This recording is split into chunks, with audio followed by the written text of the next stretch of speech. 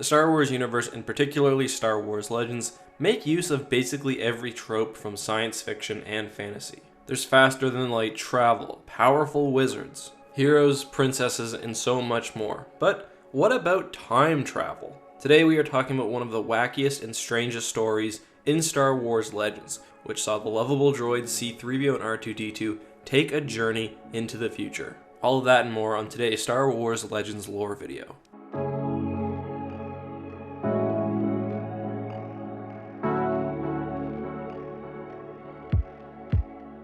After the end of the original Star Wars trilogy, in particular in the mid to late 80s, the Star Wars universe was a weird place.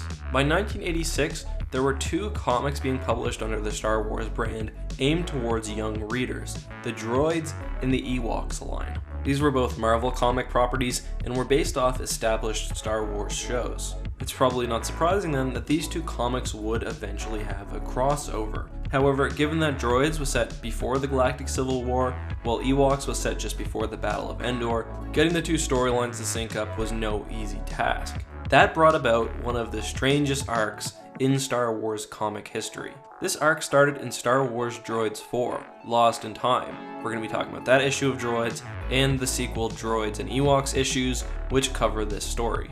It all starts in the Droids timeline, as C-3PO and R2-D2 are working as diplomatic couriers before their service with the Rebel Alliance. The two are working on a small, largely unimportant planet, which has seen the conflict of two neighboring star systems. Although the conflict hasn't actually came to a head, it all stems from the fact that the prince of one of the two planets stowed away on the ship and ended up on the other planet. This is all largely unimportant, but what is important is that one of these kings is actually named King Goku, and more seriously, that C-3PO and R2-D2 are charged with returning the prince to his planet. However, the military of that planet wants the war to happen because they want to stage a coup and gain more control. In order to do so, they attack R2-D2 and C-3PO. As the droids are traveling through space, their antimatter drive, which in this comic is what powers the hyperdrive, becomes damaged after being attacked. Nonetheless, because they need to escape their pursuers anyways, they attempt to jump through light speed.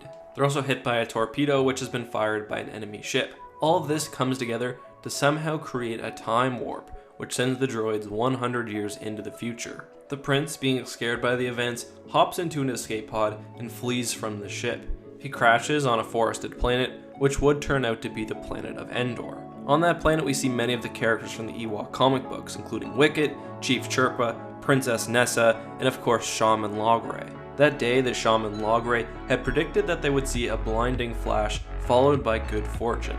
The Ewoks then find the prince's escape pod and find the prince themselves, thinking that he's some sort of star child. They bring him back to their village and treat him really well. Other Ewoks, including Wicket, encounter C-3PO and R2-D2, who are now looking for the prince on the planet's surface. Initially, they think the droid's demons, but after R2-D2 saves some Ewoks from a boulder in kind of very strange way, they realize that they're not bad guys. While this is all going on, the Ewoks are engaged in hostilities with other creatures known as the Duloks. On the day of the crash, they're having a peace treaty to try to stop the conflict. The Duloks look almost exactly like the Grinch who stole Christmas, and perhaps unsurprisingly, they set the rock trap earlier and now have no intentions of negotiating peace. At the peace talk, they ambush the Ewoks, steal the Star Child, and attempt to kill the Ewok leaders. In a rare moment of bravery, C-3PO attacks the Duloks, and with sun shining off his gold plating, he scares them away. C-3PO was able to save the prince, save the Ewok elders, and basically overall save the day. Together they return to the Ewok camp, and the Ewoks see them off to their ship. C-3PO and R2-D2 are able to escape through the time warp, return to their present day, exposing the evil general from the beginning of the story and ending the war between the two neighboring star systems. All in all, we have a very wacky story, one involving droids, Ewoks, time travel, and of course space princes. Obviously this is all a bit silly, but it was really meant to facilitate a crossover between the Droids and Ewoks universes, which were fairly popular amongst kids at the time. It does bring up a few questions. I mean, first of all, it seems like the timeline doesn't quite work out very well. It says that they travel 100 years into the future, but C-3PO and R2-D2 weren't together 100 years before the Battle of Endor. You could say that, well, perhaps unlike the rest of Ewoks, this actually takes place after Endor, but then there's the issue of how come the Ewoks don't recognize C-3PO and R2-D2. Still, I thought it was a fun story. Generally, the stuff in Ewoks and the stuff in Droids is quite fantastical. It is quite fun, and it's definitely an area where I may look to in the future for more wacky stories, if you guys enjoyed this one at least. If you did, let me know down in the comments. Make sure to give this video a like, and don't forget to subscribe if you haven't already. Also guys, I'm on Twitter. If you tweet at me, I will respond to you, and I'm on Discord. The Discord continues to grow, and it's super fun. Anyways, thank you so much for watching guys. As always, this has been Eckhart's Ladder. May the Force be with you.